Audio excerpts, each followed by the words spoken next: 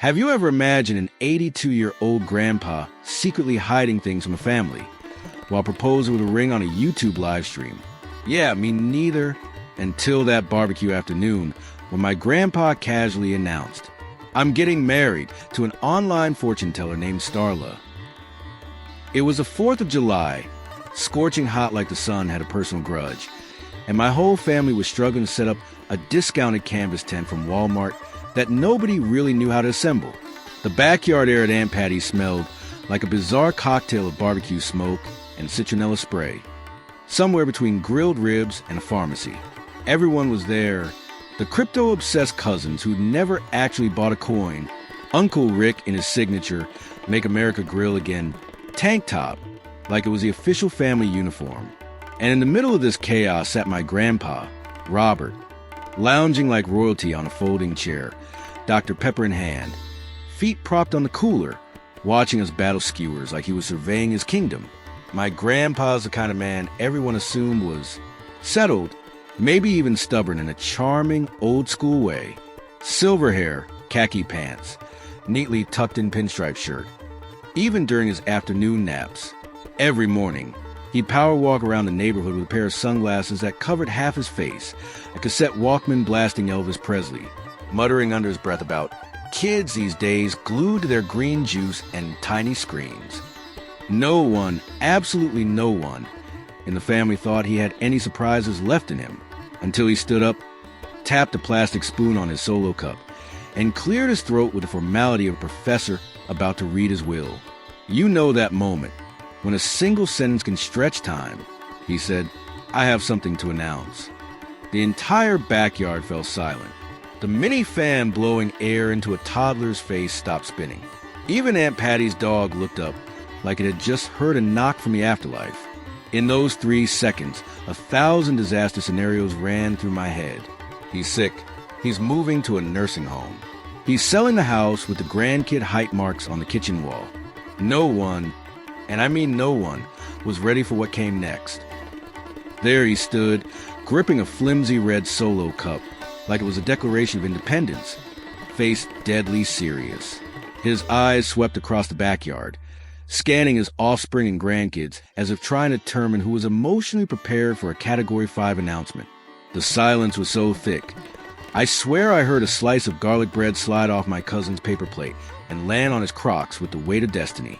Then he said, in the crisp tone of a Cold War radio announcer, "I'm getting married. Next month." 4 words. Enough to blow up every fishing trip, every casino plan, and the collective family fantasy of peaceful old man living out his golden years with crossword puzzles and decaf.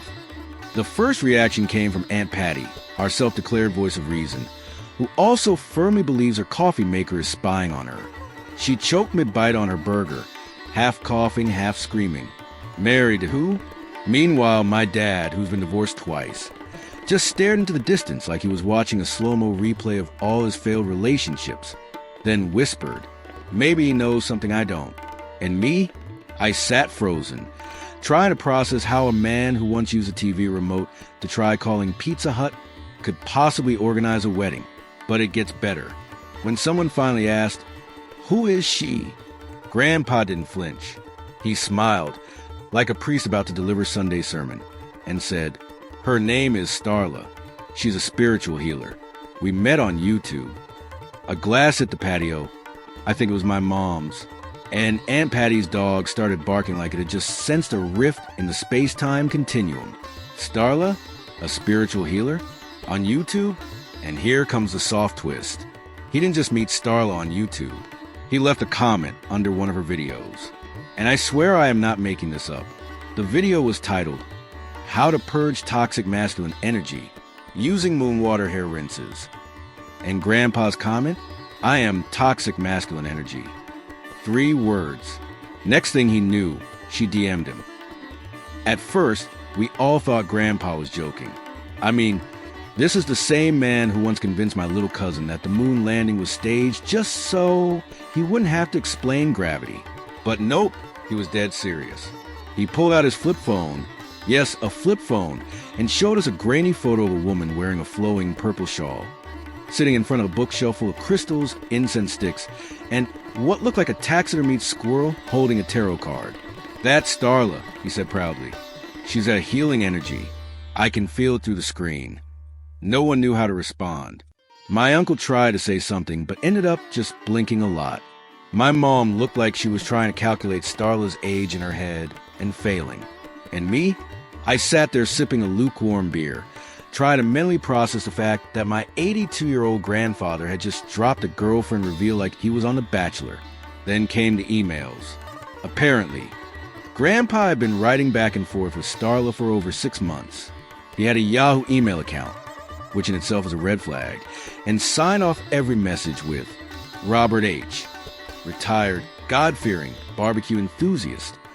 They didn't just talk about weather or aches and pains. They went deep. Starla wrote about her past life memories as a Viking herbalist. Grandpa replied with stories about being stationed in Germany and how he once ate a raw onion just to win a bet. Somehow it worked. She called him my grounded thunder, and he called her my cosmic bloom. And then came the twist. He sent her money, not because she asked for it. No scammy please. No fake emergencies. No, he volunteered for $1,000 to help her upgrade her sacred content production studio. When I asked why, he shrugged and said, "She said my aura was ancient and needed to be seen in higher resolution." You know what's worse than hearing your grandpa say the word aura? Hearing him say it with a straight face while holding a checkbook.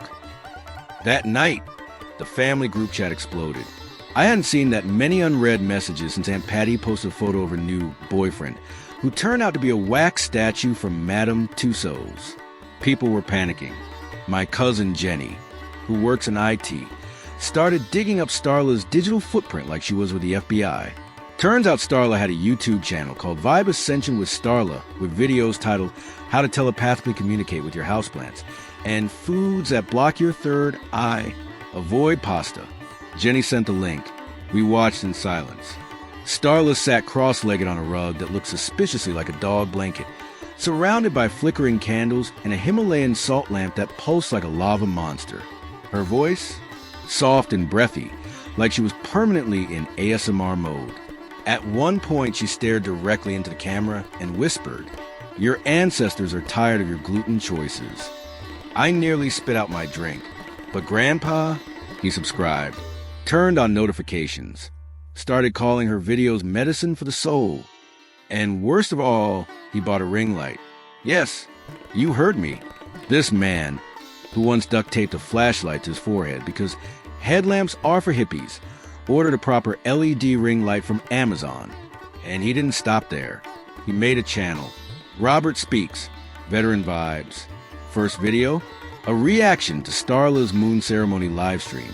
The thumbnail was him in his recliner, holding a crystal in one hand and a can of root beer in the other. The title, Can an Old Man Be Enlightened? Let's find out.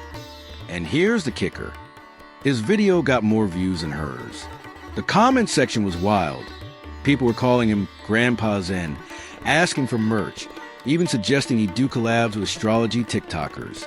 I don't know what's more terrifying, that he went viral or that he knew what viral meant. Twist?